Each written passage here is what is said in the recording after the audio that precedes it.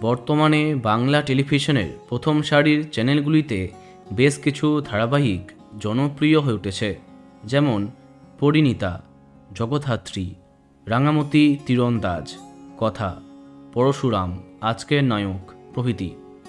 এদের টিআরপি জানার জন্য প্রত্যেক সপ্তাহে আমরা অধীর আগ্রহে অপেক্ষা করি, কিন্তু প্রত্যেকবারই তালিকায় খুব বেশি পরিবর্তন দেখা যায় না।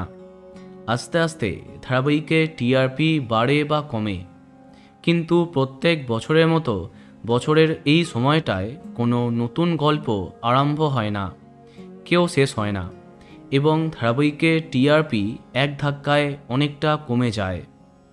হ্যাঁ, আমরা কথা বলছি আইপিএলের আগমনের সম্পর্কে।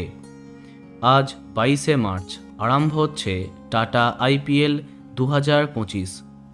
প্রায় 1.5 মাস চলা এই টুর্নামেন্ট বাংলা ধারাবাহিকের টিআরপিতে খুব খারাপ প্রভাব ফেলে।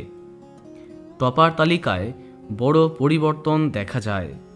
সন্ধ্যের ধারাবাহিকের টিআরপি একই থাকলেও একটু রাতের দিকের প্রাইম টাইমের টিআরপি অনেক বেশি কমে যায়।